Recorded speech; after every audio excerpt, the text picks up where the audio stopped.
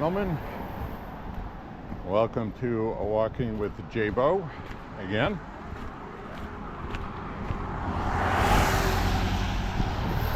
I hope you're having a wonderful evening.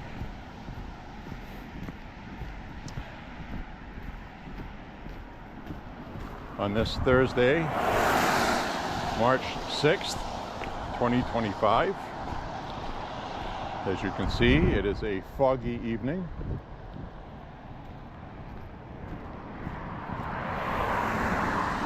We are going to have rain later. I am hoping to accomplish this walk before we get rain.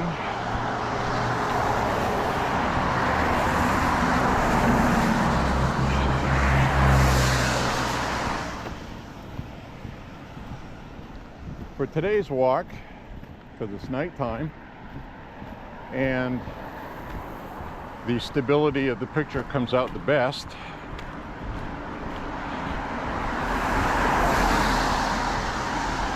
I have you mounted right on my chest.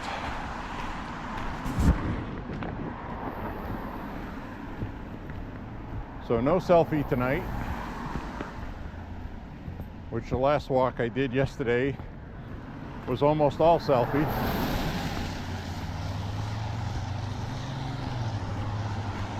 So basically this is the same view as a body cam.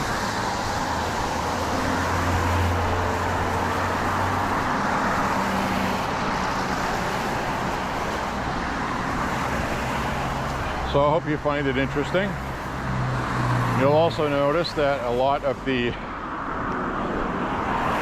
snow that was here just on the walk yesterday, right through this same place, has melted today. A lot of the snow is disappearing rather quickly. And you get the added benefit of seeing both my hands here.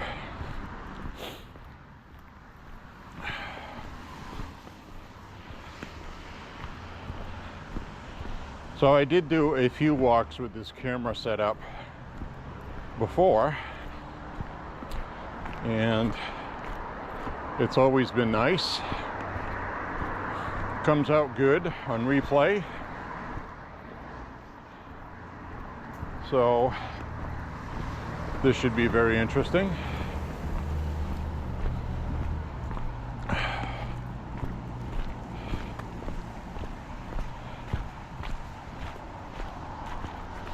Now I'm going to cut across here. I had crossed over because that woman has that dog, and I have seen that dog before. The dog seems well-mannered, but she seemed to be concerned about it before, and a couple of times has crossed the street on me to avoid the dog running into me.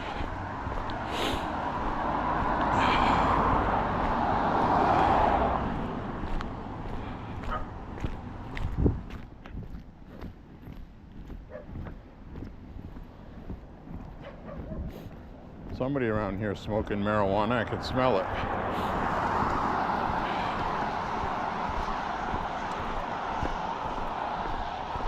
So you're just going to walk with me and see the same view I see when I'm walking. And I'm not doing the 4K tonight. And I may have hopefully didn't mislead you before. When I had stated I was recording in 4K, I was. But I uploaded after ripping it into 1080. So if I take 4K size files and video edit, ripping it into 4K picture quality, the picture quality really deteriorates with the current software I have, or if I choose the high res, the file size is so huge that I have a hard time with the current hard drives that I have to to allow for the RAM and space needed. Can be done, but it's a hassle. So what I end up doing instead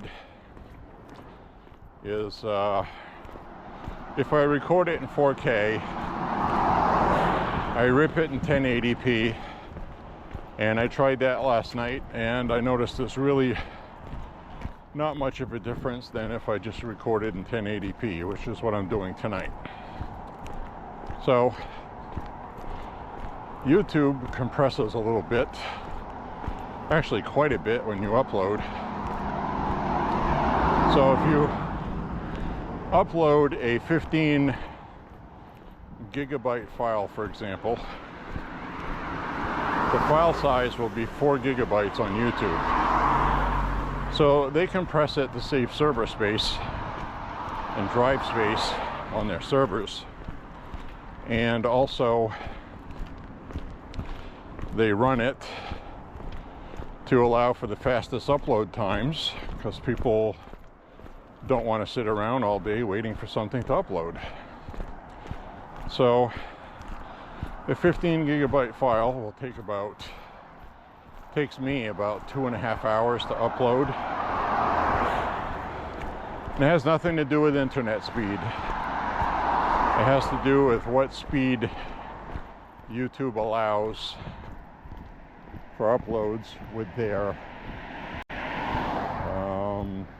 bandwidth that they have. So now tonight I feel like I'm a little bit underdressed.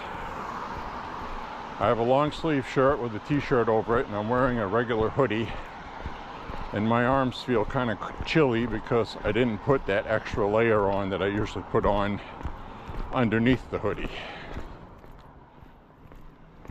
So probably made a mistake with that, but after about a mile or so I'll get a sweat going and I'll be fine, because I'm going to walk straight through till the end of the walk, and there won't be any time to cool off. So that being said, it's nice to be able to walk on regular sidewalks. It looks like I could have worn my Reeboks tonight instead of boots. So the next walk I take might very well be in Reeboks, but we're going to have another shot of cold air Saturday and Sunday, and then it's going to warm up pretty good next week, again around 50. It's about 45 degrees right now, and it feels a little chilly, if I'm honest. I'm really not sure why. Maybe it's just me.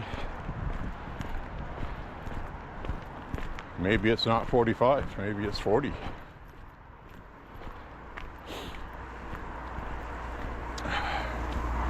But it is foggy.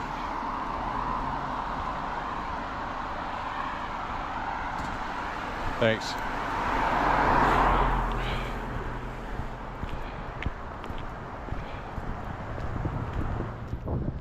So it looks like I got a lot more road to work with here.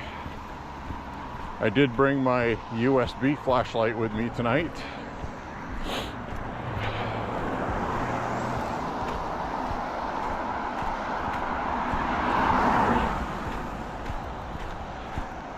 That's just so drivers can see me more than anything.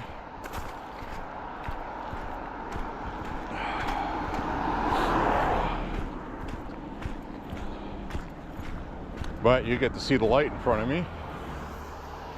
And I have a lot of the sidewalk and side area back now, so that's good. But through this section here at night, there's still a section up ahead with the headlight, not the headlight, but the street light up above here isn't working. This one is, but the next one's not. So I need to have my flashlight. And I do have enough room to walk to the side now, off the road when cars are going by. even though the ground is soft.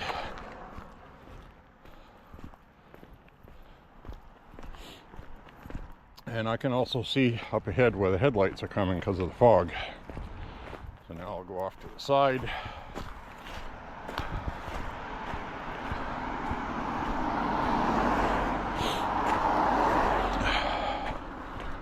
We'll come up on here. And you can see how pretty powerful this light is.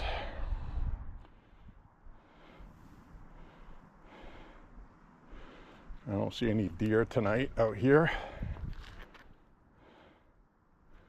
Nope. I don't see any deer out here.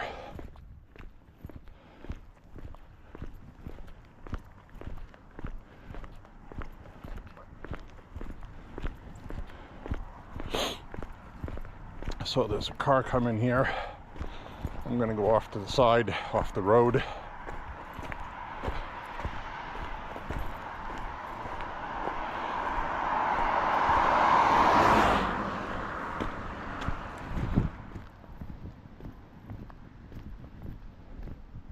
Usually when you shine a light in the woods like this, you'll see little eyeballs glowing back at you.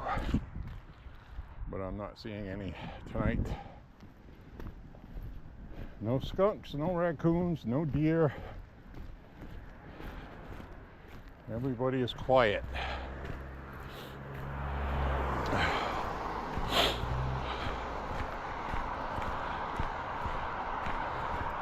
If I can get through this walk without getting rained on, that would be nice. But there's no guarantee of that.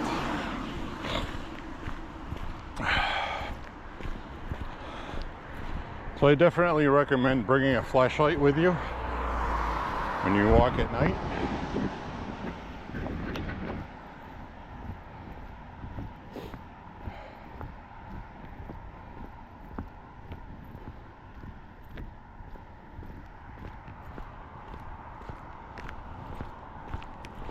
I don't see any critters.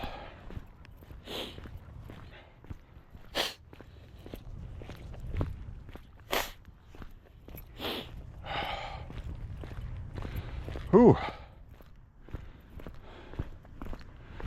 Got the juices flowing tonight. Now I see a car coming up ahead. I'm gonna walk off to the side. Give them some room, keep my flashlight pointed down so I don't blind drivers.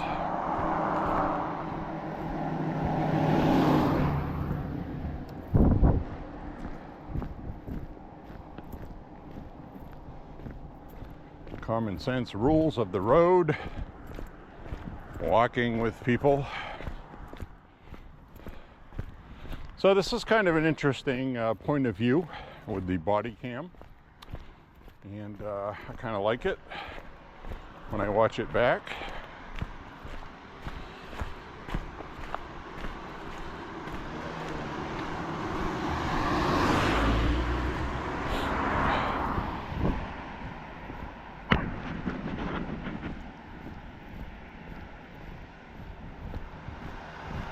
Watch this guy here.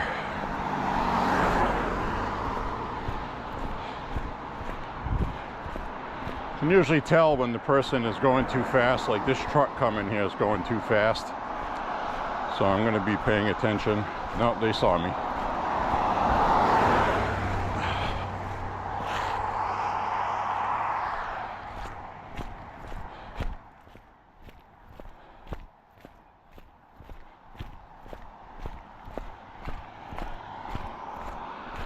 Now, the whole thing with walking is to make sure you're seen. So the flashlight accomplishes that.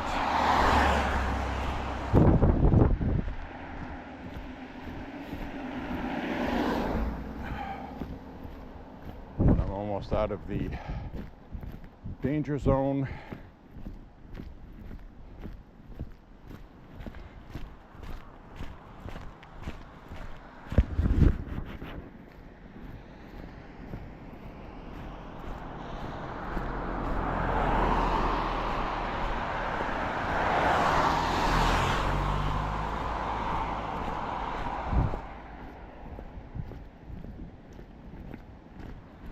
just hit the 1 mile marker.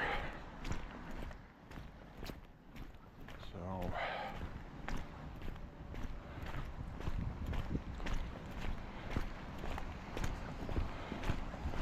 I'll use my little light here until I get to the intersection up ahead.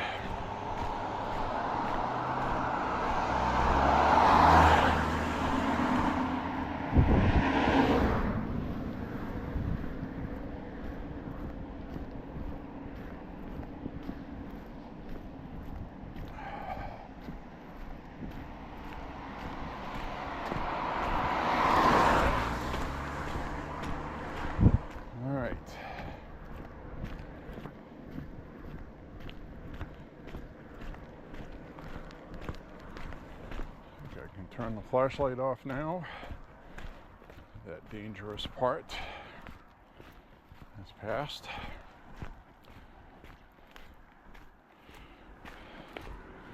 I'm going to tie my boot. I can tell my boot is untied.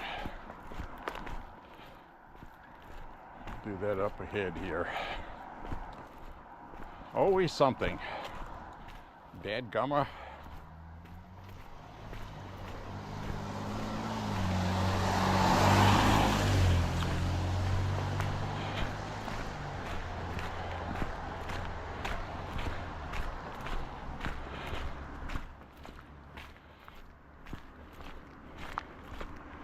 All right, I'm going to use this rock right here. Tie my boot.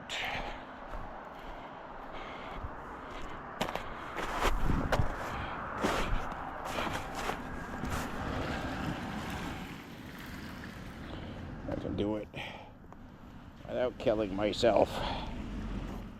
Oops, that was dumb. I just made a knot. I'll pause it and come right back.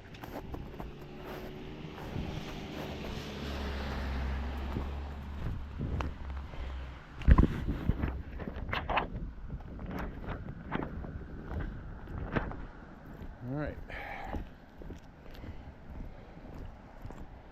Got my boot tied. I almost slipped on snow on that rock. And I wouldn't have been recording it, so that would have been terrible. Record that stuff so you guys can laugh at me.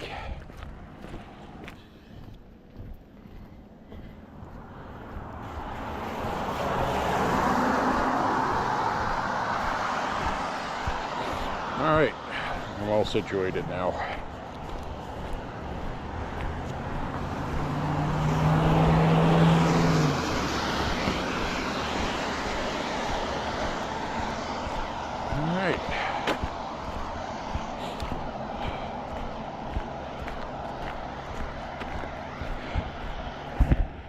Anyway, everybody, thank you for walking with me tonight. Hope you're enjoying it. Always good to get my exercise in.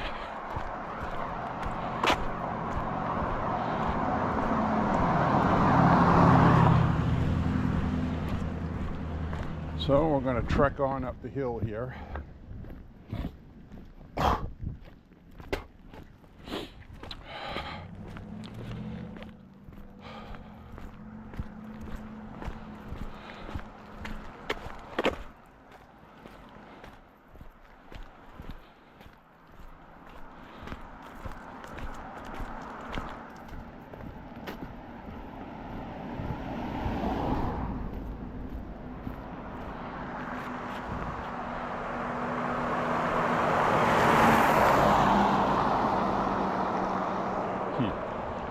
That was weird. I heard something that sounded like a critter with claws scurrying around.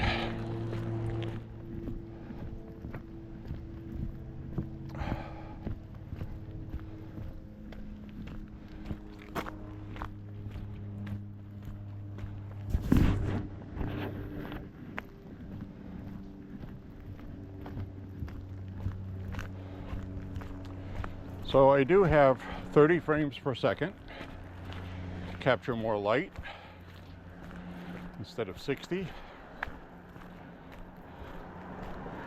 And I have 1080p, and I have Super View on the GoPro, which is kind of a fisheye ultra widescreen.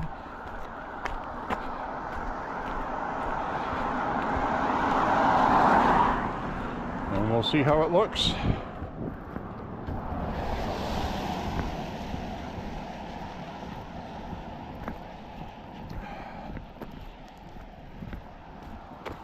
We'll see how it looks on playback.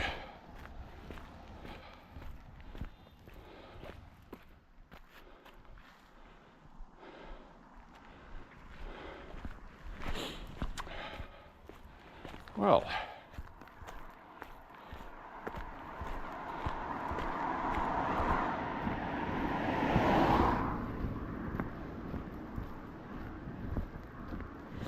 I'm going to wear my starter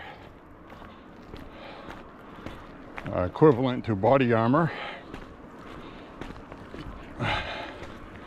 underneath my stuff. That's what I forgot. So I'm a little chilly right now, but not cold.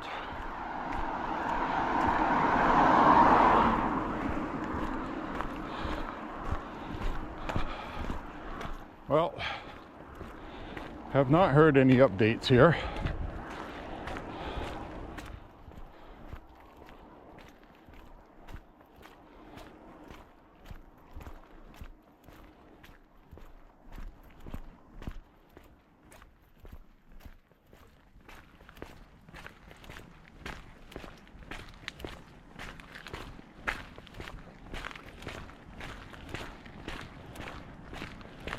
I have not heard any updates on Governor Janet Mills and the federal funding freeze that's going to happen here because of the Maine law and policy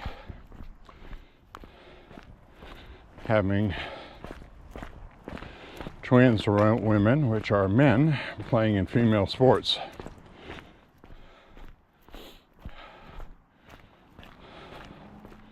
Janet Mills has ignored the media. She's ignored any acknowledgement of the conversation since she had it with Trump. She hasn't said a peep. The reason why I'm mentioning that is Gavin Newsom, which everybody knows is a far left liberal loon in California, did the unthinkable. He appeared on the Charlie Kirk podcast, which gets, a couple million viewers. And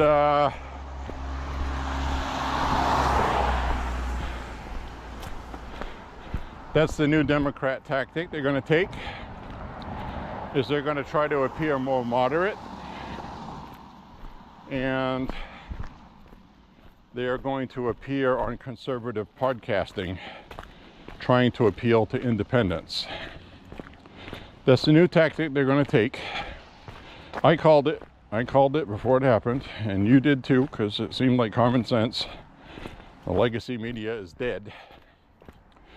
And so anyway, Gavin Newsom was on the Charlie Kirk show, if you can believe that. That's a miracle in itself. I'm sure he's going to move on to doing Joe Rogan and things like that. Now, why would Gavin Newsom be doing that? Could it be because there's no clear candidate for the Democratic Party for 2028 for president?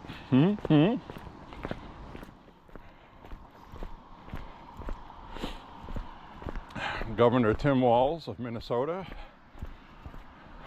said that he may be interested in running for president as the candidate instead of the VP candidate in 2028. So they're already talking about it because they realize that Trump won. He's kicking ass, and he has the public support to do what he's doing. So the Democrats are about ready to shift gears from spending 24/7 talking about Trump, trashing Trump. The smart Democrats, I mean, they realize that they're going to have to promote their policies and sell them to the public, and that includes people that voted for Trump that normally would not have. So that's what they're going to do, folks. That's what they're doing.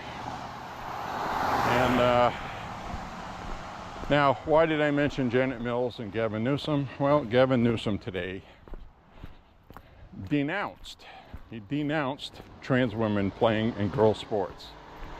A Democrat finally said it, okay? He's getting a whole bunch of leftists that are trying to cancel him now. They're all upset and pissed off that he did that.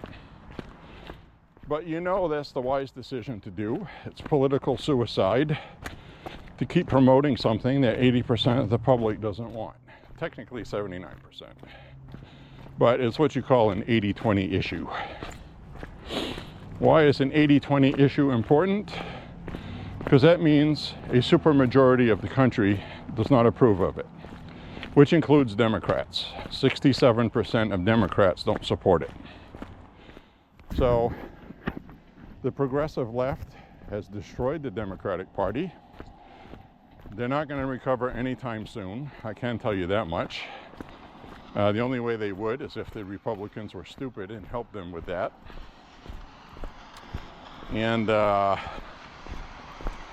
so I'll get into more stuff about that shortly with Doge and all that. Not to say that it's something stupid. I'm just saying that's how some people are perceiving it negatively. Most are not. But anyway, Gavin Newsom said that it was unfair to girls in sports to lose scholarships and to lose big games to males in sports where the male is obviously physically superior. So those comments, he stuck himself out there. Got to admire him for it. You have to admire Gavin Newsom for that. He knew he was going to get a lot of political blowback. But it's from the same people that want to keep doing the same things that have been causing the Democrats to lose everything. He knows the party has to change, and he's thinking of the future. And he's right. The Democrats are going to go moderate. But are they going to say they are moderate and continue with the stupidity after they win again, if they win again? That's really the issue. I don't see Gavin Newsom calling for Democrats in California to reverse the trans girls playing in women's sports in California. In fact, Democrats there punish people for speaking against it. So maybe this will send a message to them. Maybe it won't. But it'll be interesting to watch regardless. Now, regardless of what you think about Gavin Newsom, I think he's a scumbag, used car salesman, saying what he needs to get the nomination for 2028, because he is a household name. I've talked about him before. And I always said somebody out of California is not going to be president because they are too radical. So if he spends the next 4 years trying to say he has changed and he's now a moderate Democrat, well, only the foolish are going to believe him. So, and sadly, some people will. The media will promote him. And I've yet to see the medium do an about face on the transgender issue, but they're going to have to. And I've told you about this on the walks because it's an albatross around their neck. They have to. They absolutely have to change course and denounce the far left extreme stupidity. So this is going to be interesting to watch, folks. But that's what they're doing.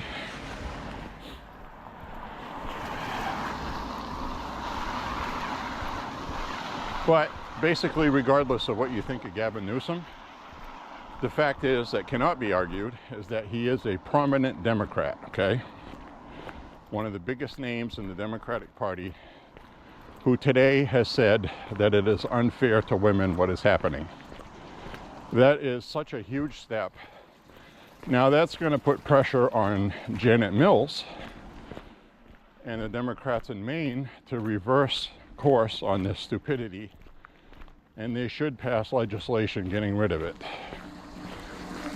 You want to convince me of anything? Do that. Gavin Newsom can say what he wants to, which is good. I'm glad he said it. But his state is still going to promote it. And put your money where your mouth is. He needs to understand that people that voted for Trump, a lot of them voted for him because at least they know he's going to keep his promise and do what he said. So Gavin Newsom needs to put up or shut up. But it is damn interesting what's happening with the Democratic Party right now.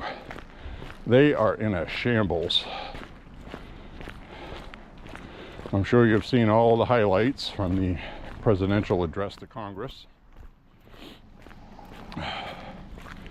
which is an event that usually people don't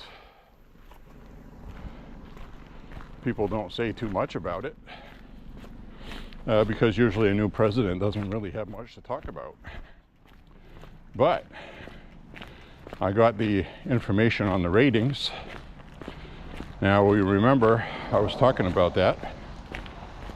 36.6 million people watched that address to Congress.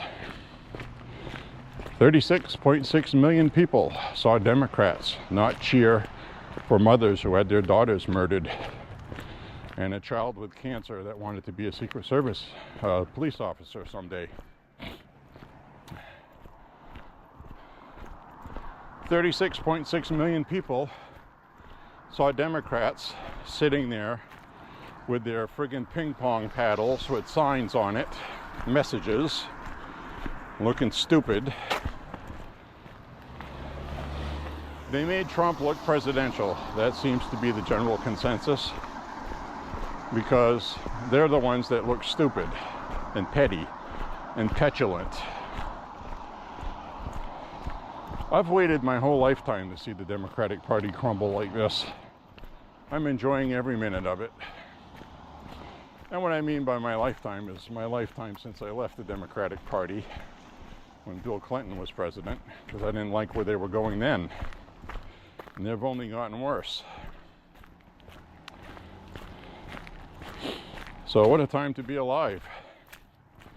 Now it looks like, from everything I've been hearing, that we're going to have a ceasefire in Ukraine, which will hopefully last. Ceasefires are only as good as the two people that agree on it, the two sides. But I think if a ceasefire is reached and it's actually legitimate, and the reason why I say that, I am very fearful that so many people want war in Ukraine, including Zelensky. Zelensky wants Russia all the way out of Ukraine. He's been told by the Allies that that's not going to happen. You can't have a peace deal unless both sides give up something. So, what is Russia going to give up? That I don't know. Zelensky doesn't want to give up any land that was taken.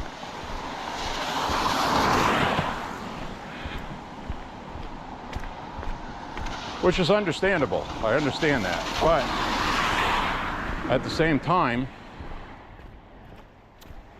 I don't trust Zelensky. I think he's a rat. I don't think he's a good person. I think he's kind of a dictator. There were 11 political parties in Ukraine. Their parliament there, under Zelensky's direction, under martial law, disbanded the political parties. They've done everything to set themselves up to be the only people in town, and that's a dictatorship. That's what what's-his-face in Venezuela did. and they just rigged an election. So it's like they're still having elections in Venezuela, but they're rigged, they're dishonest. And that's what Zelensky is doing in Ukraine. I'm convinced of it. He does not want peace. He wants Russia out of Ukraine, and then there'll be peace. So my fear is, and I'm taking too long to get to it, my apologies, is that once a peace deal is met, a ceasefire, not a peace deal, but a ceasefire, while negotiations take place, Britain, France, and other countries want to put peacekeepers on the ground, troops, boots on the ground to keep the peace. Not to be involved in fighting, but to keep the peace. So, what would be the smartest thing for Zelensky to do to ensure that Russia gets out of Ukraine and he gets the war support he needs from the West? Is to stage a false attack, blame it on the Russians, and kill a bunch of British and French peacekeepers. Because then Article 5, NATO, act of war, Russia would be toast. So that's why this is dangerous. And let me tell you, at that point, if Russia used a nuclear weapon in Ukraine after being set up with a false attack, which the sad part is, we would never know if that's what happened, unless we were fortunate enough to figure that out, all hell will break loose, which is what Zelensky wants. I believe he is war weary, doing what he can to survive Russia's invasion, which is admirable, but he's dishonest. He's a liar, he's a tyrant, and Putin is as well. So that's the mess we have. So to broker peace, I actually trust Putin more than I do Zelensky. I'll throw that out there. That's not to say Putin is somebody I would trust, if you get my meaning. He just has more credibility. So we're gonna have to wait and see what happens, but this could be very dangerous trying to get peace, and it's very dangerous not to try to get peace. So you actually have to try to get peace, but it has to be done smartly, and I hope the right people do that so we don't have a new catastrophe.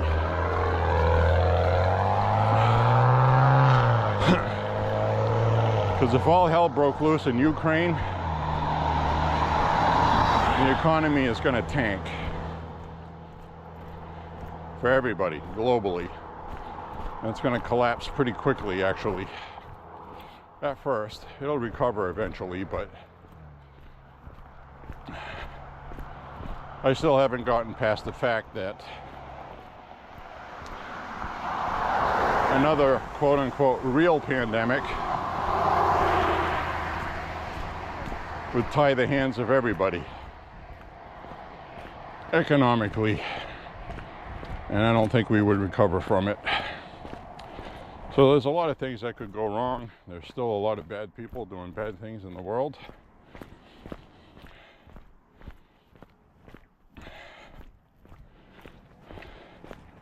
And I will blame China for the pandemic we had. I don't think they released that intentionally. But once it was released, they took full advantage of it as much as possible. But right now, China is in a tough spot economically. Their stock market is terrible. Their economy is dropping. So now I'm going to spend a little bit of time talking about the economy here, Trump's tariffs. I am by no means any expert in any of this, really. I just know what I read, and I know what I've read from propaganda sources, I know what I've read from right-wing sources, and I know what I've read from independent sources, and basically I form my own opinions on that stuff. So here we go. Trump today announced he was rolling back, partially rolling back tariffs on the automotive industry with Mexico and Canada. Now, CNN, MSNBC, the AP, Reuters, all the usual suspects are saying, see, Trump doesn't know what he's doing. This is chaos. He's going to destroy the stock market and the economy, even though for years for Biden, they kept saying that the stock market doesn't have anything to do with the economy. Remember that? You know, because people were paying high prices and inflation, and so they did everything to protect Biden, and it didn't work. Now they're trying to say the opposite for Trump. Like we forgot what they said yesterday, right? So these people are a bunch of clowns. But basically, Trump's press conference, not press conference, but press gaggle he had today. He signed some executive orders today. You can follow up on that on YouTube somewhere. Just search for Trump executive orders March 6th. Anyway, so they have these things going on in the Oval Office. Trump spoke with the press for an hour today. He's been very transparent. He's let them ask the tough questions. And he has also allowed the interchanging of press people to have a mix of independent and conservatives with the legacy media. So the people get a fair reporting. And I love that. It's such a good idea. The people that controlled the press pool before in the White House were liberals, and they were casting out conservatives like Daily Caller, Washington Examiner, places like that weren't allowed to be in the press gaggles. So I'm very happy to see that. Anyway, he answered a whole bunch of questions today, and he said his reasoning for rolling back just a part of the tariffs was on the automotive industry. That would be Mexico, Canada.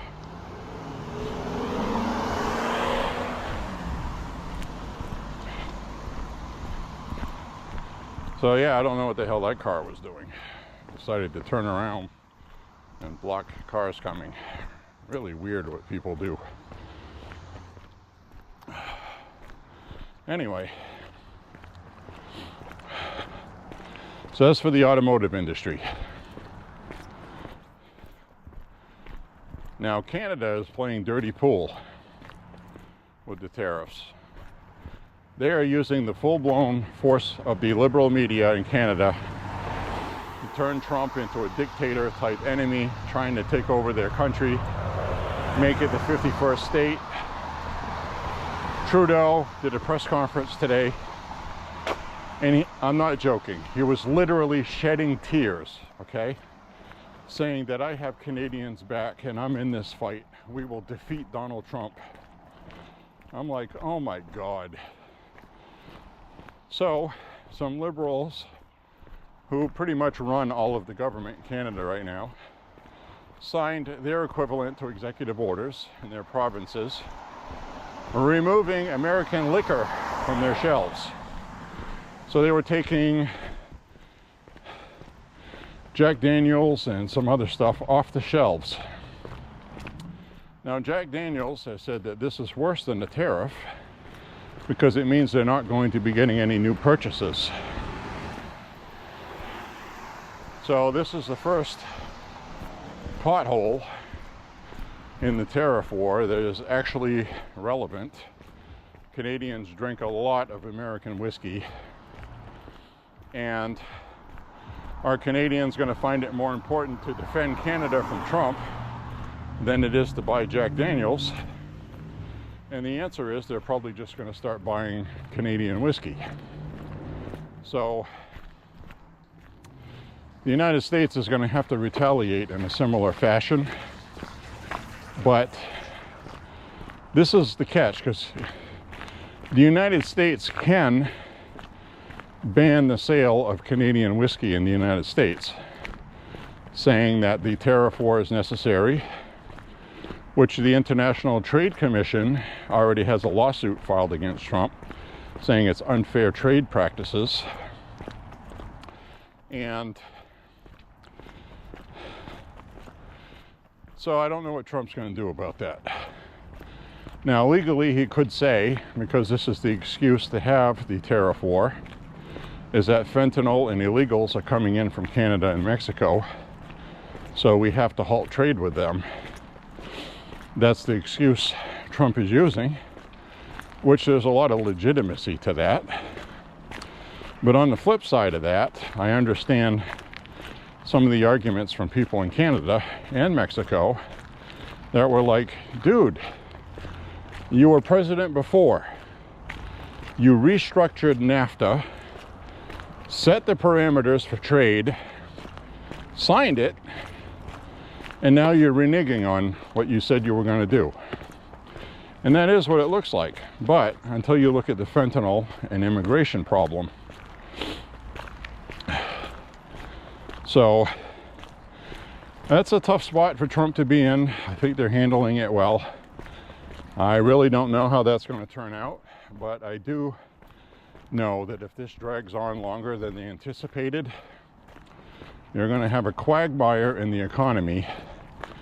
It's going to hurt Republicans for midterms next year, and it will help Democrats, and we don't want that, because Trump could spend the last 2 years of his presidency without a Congress, the lower chamber anyway. I think the Republicans will hang on to the Senate. Immigration has been taken care of. He'll get an A+ for that. The economy, like he said during his address, he said there's going to be some tough patches, but this is an investment in the future of the country. And basically saying, bear with them.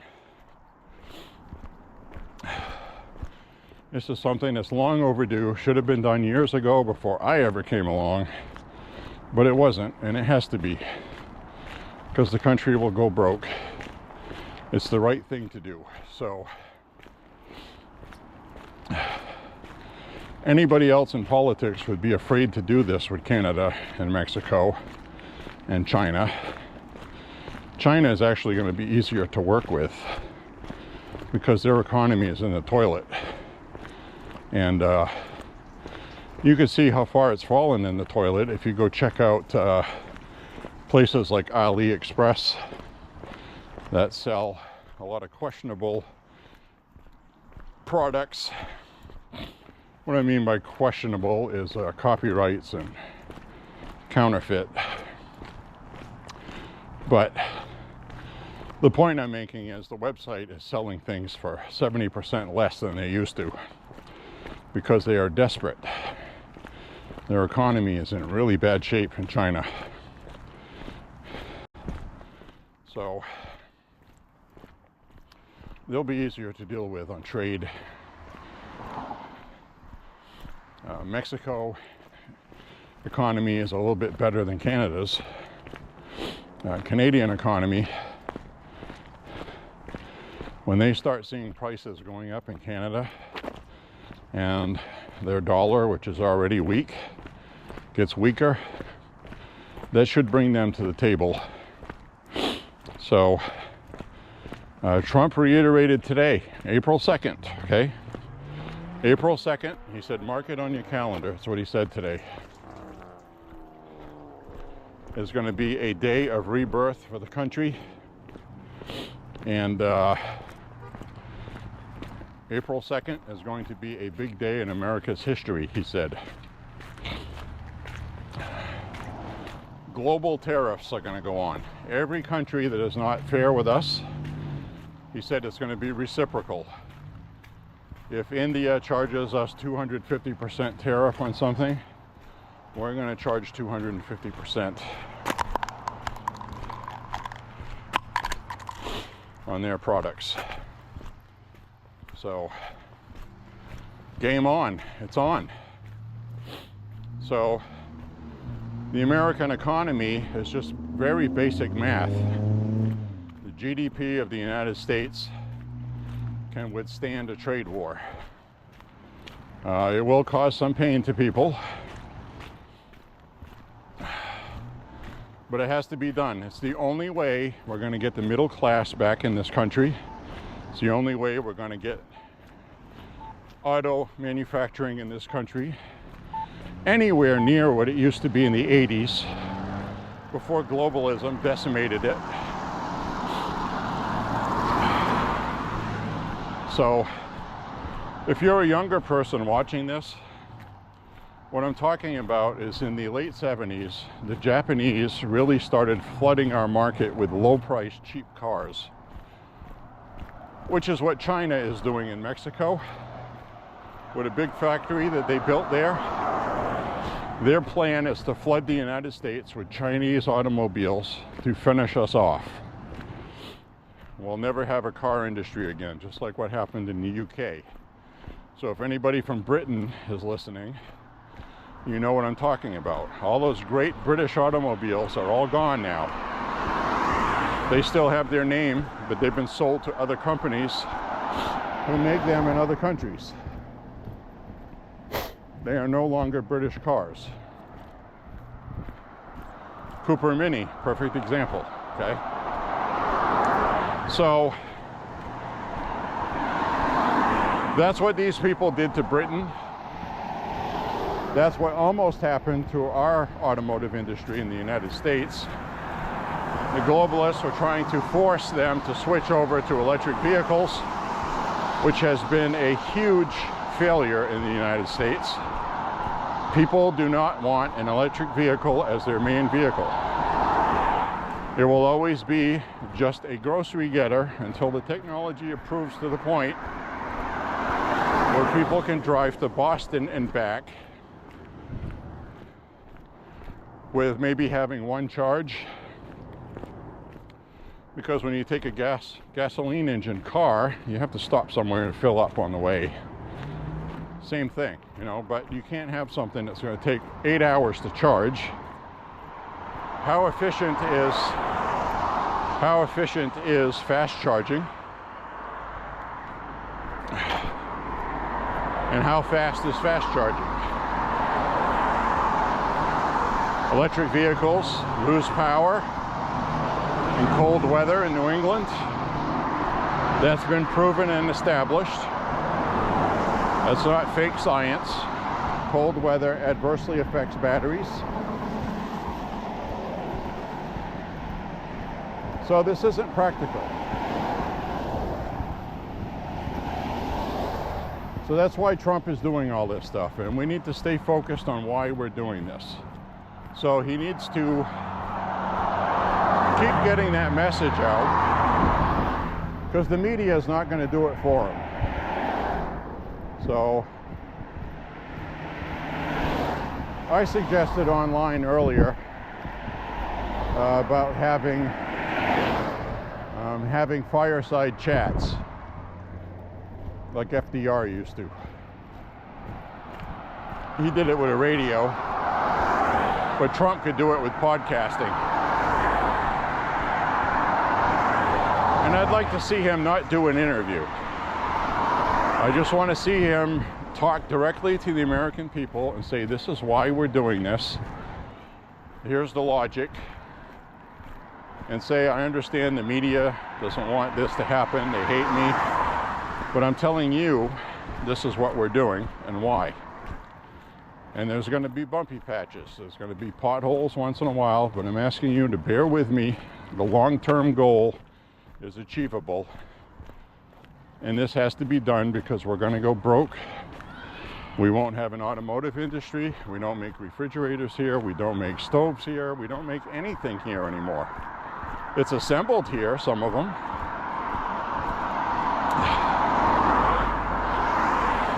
I don't want to see a sticker on a product saying proudly assembled in the United States. That means it was made somewhere else.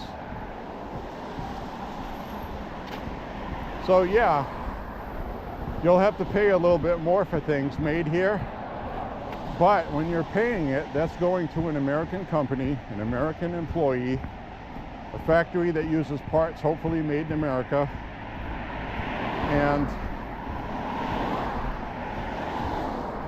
that these employees are paid for working in this factory, and the taxes they pay goes into the state they live in. It goes into their neighborhoods, their schools. It's a win-win, okay? It's an investment. People can't get used to paying China for cheap crap that wears thin, fades, subpar materials, and we just can't keep enriching other countries. And I think people are figuring that out finally.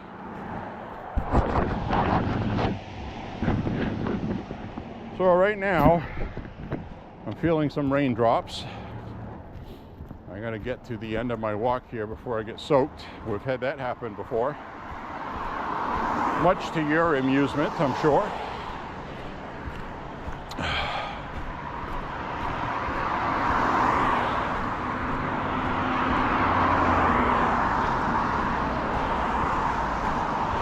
So I've almost got my walking stamina back with regard to my back muscles. They felt good yesterday, feeling pretty good today. So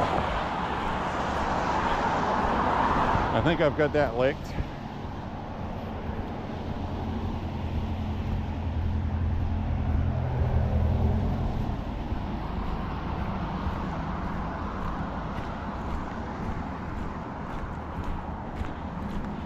So I hope everybody's happy. That's really what I want.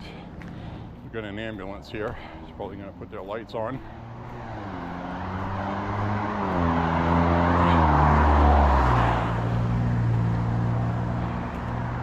I'll wait until they go.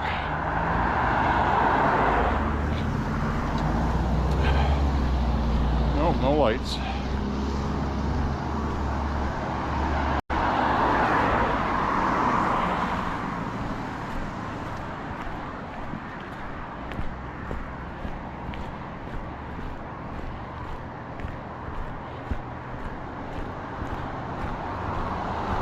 Said 3.5 miles.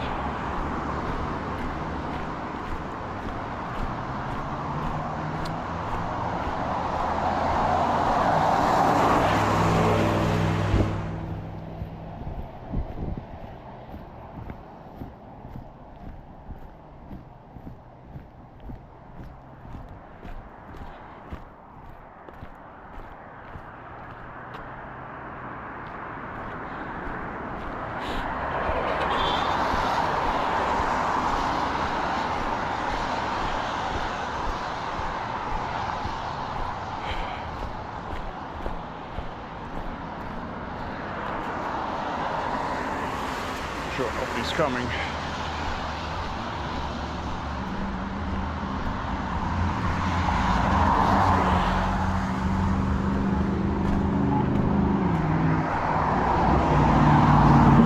Oh, look at this. I got my sidewalk back here now. Yay! This is the one I was forced to walk in the road the other night. And the other day, too. There's a little bit of snow left on the side, but not much.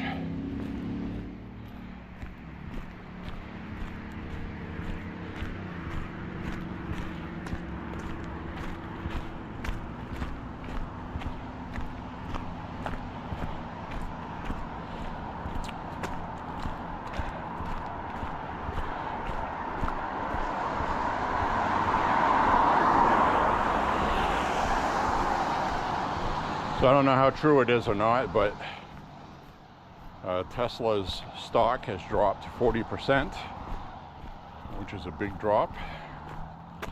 I think that's about $96 billion. But Elon Musk's personal net worth is $256 billion. And he says that this is a temporary.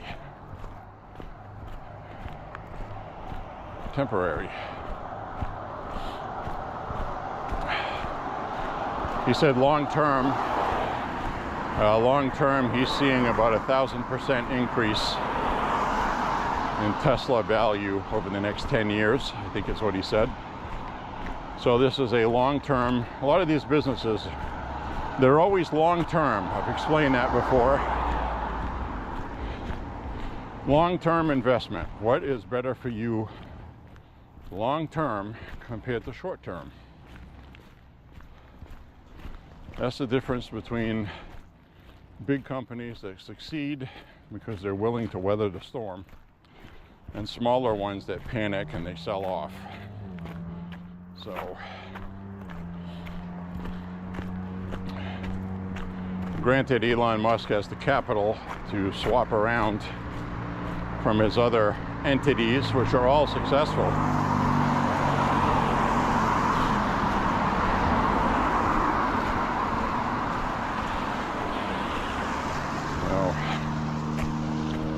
Walk up this way today.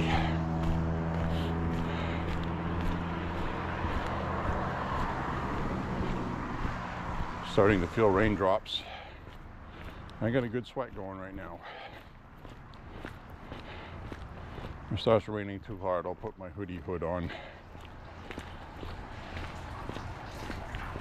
This camera on my chest is waterproof.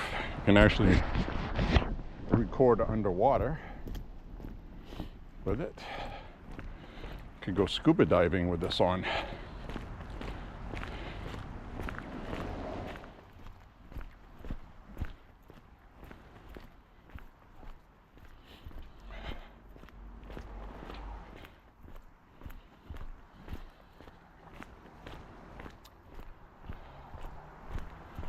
Starting to see raindrops on the puddles.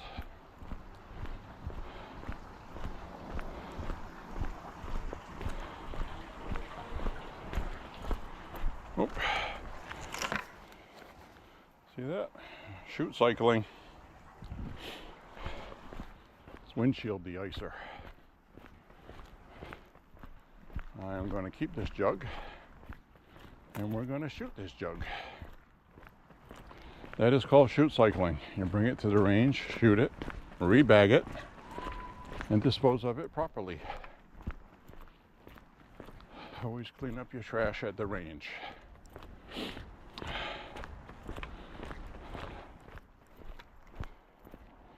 So how cool is that?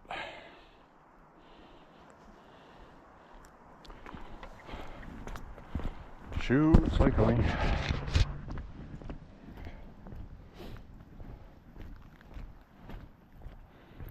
I got another hand that's free, so if we see another one, I will grab another one.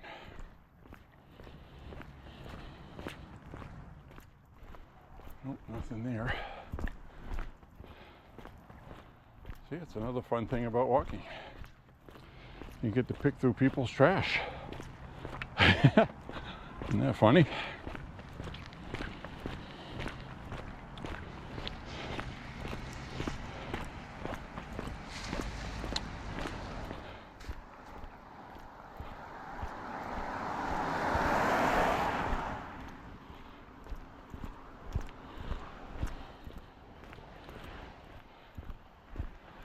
Yep, so I'm getting rained on.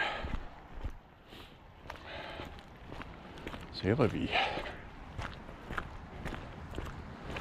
See if we find anything else to shoot.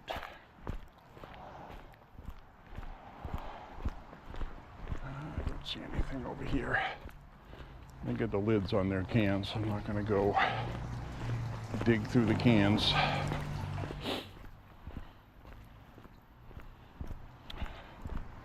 Starting to rain harder now.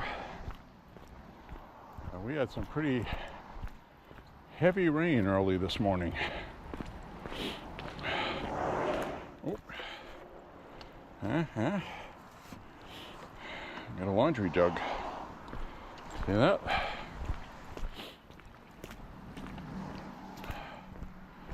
All right, I got 2 jugs. You've heard me say it before. I've got 2 jugs, one for each of you. As the rain picks up right now, jugs are empty, so I can carry 2 in one hand. So if I find a 3rd jug, I'll be very happy.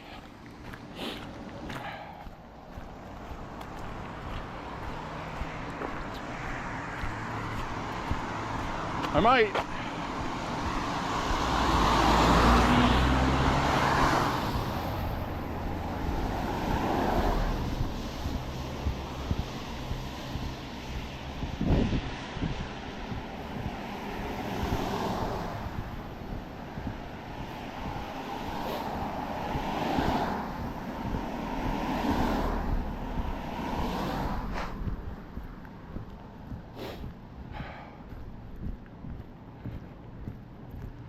There's a house of blue light.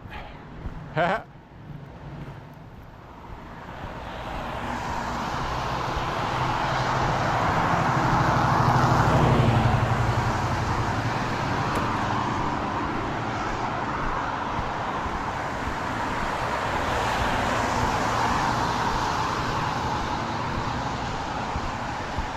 We just hit 4 miles. I'm gonna do about 5 miles tonight. On camera, anyway. I still have a ways to go past that. But I need to protect the location of the Bat Cave. Batman!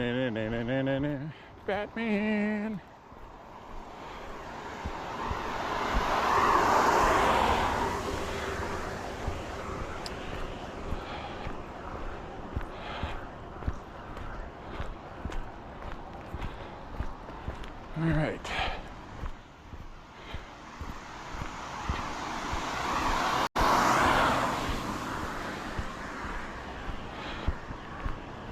Whew.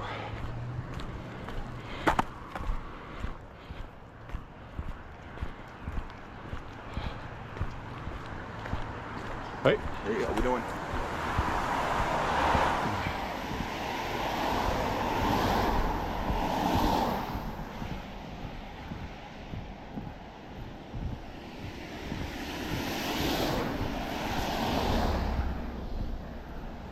I'm still working on the church there.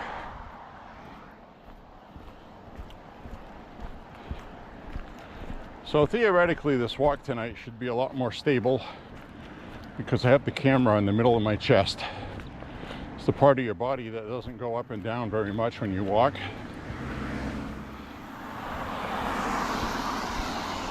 So,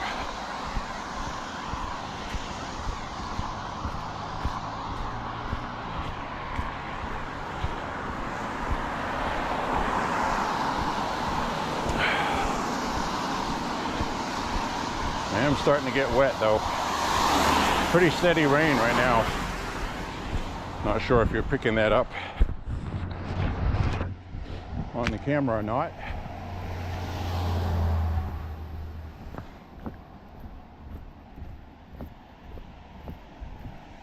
I can see it in front of the headlights.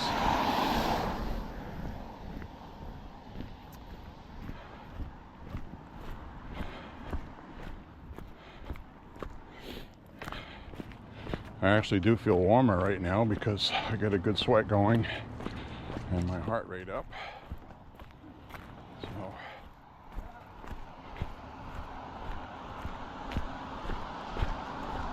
kid putting the trash out, that's cute.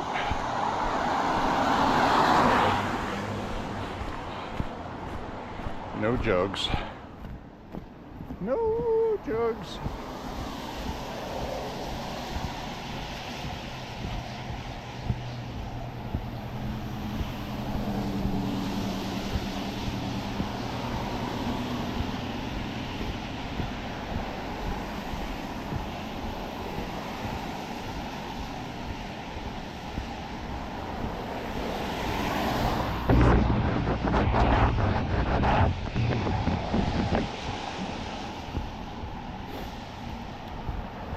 Probably don't have too much battery left.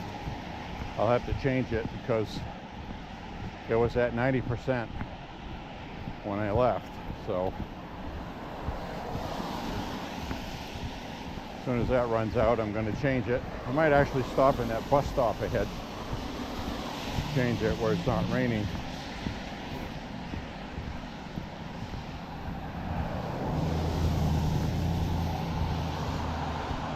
Bus stop will be like a changing booth for Superman.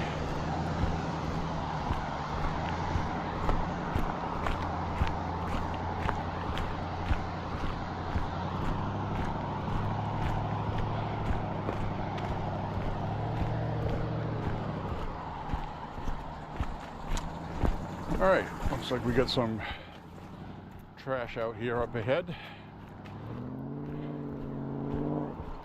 See if there's a chute cycling jug sitting in there for me. I think I see something. Is that a laundry jug? Is it? Ooh, I think it is. Yes, sir. Yes, it is. Oh my goodness.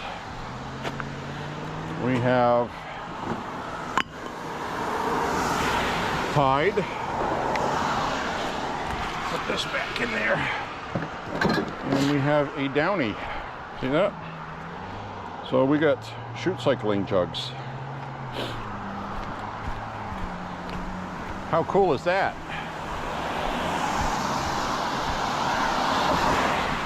Now I'm at my limit to what I can carry. 3 in one hand. Well, I do have room on my right hand to carry at least one more.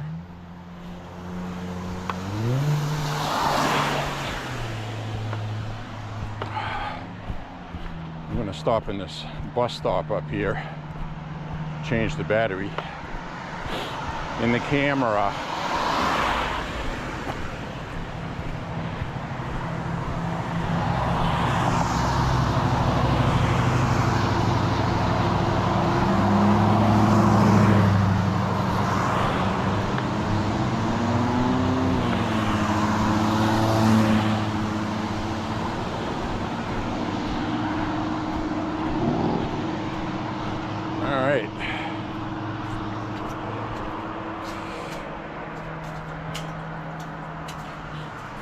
Well, that's actually underwater, so we'll just put these down for a second.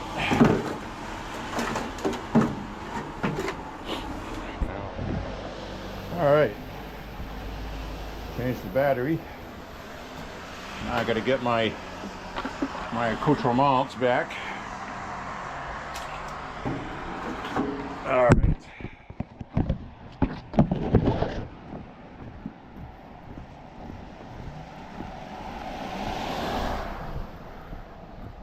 Still raining.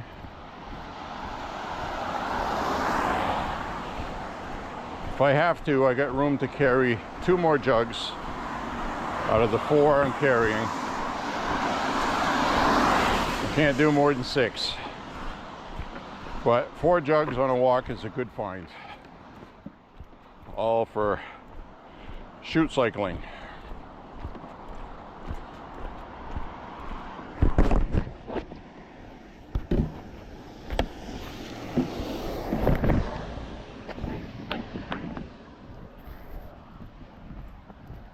See, 3 on one hand, 1 on the other. If I find a couple more, I'll be able to carry all 6 of them.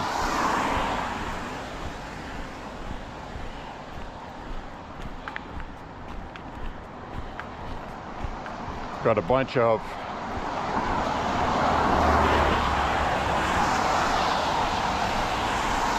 Got a bunch of 223 pointed soft point, Remington 223. They got about the same pop as 30-30 as far as exploding jugs. And not all brands will perform that well, but the PMC bronze ones are really excellent. And they're also cheap to buy and they perform. So don't shy away from PMC bronze hollow points and soft points.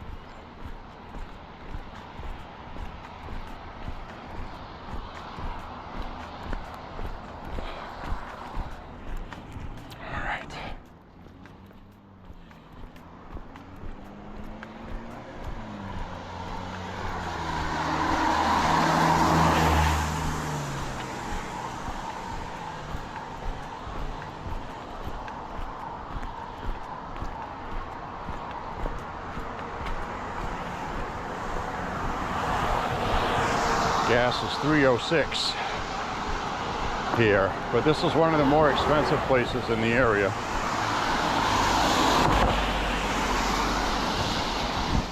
Probably more like $2.89, something like that. Needs to come down. It's going to take a while before prices start coming down, but they will.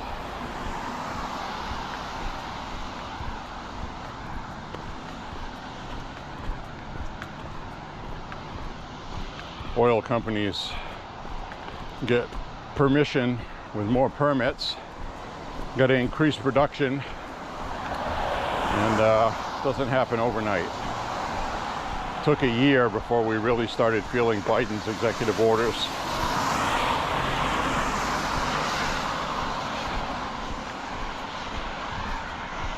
So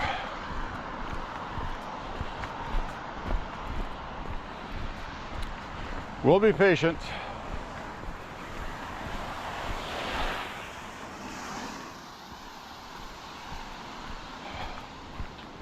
Thanks.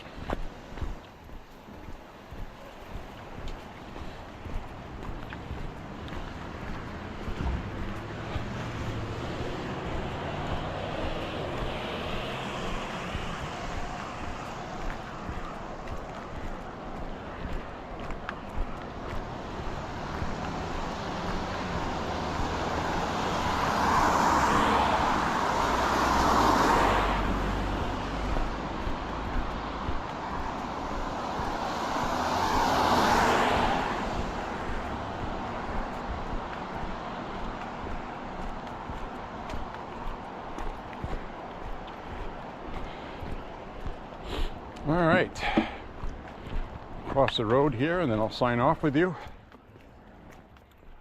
Click like and subscribe. Share the content. Thank you for walking with me. And I hope you enjoyed walking in the rain with J.Beau. An almost daily walking vlog. So walks are going to be coming regularly again.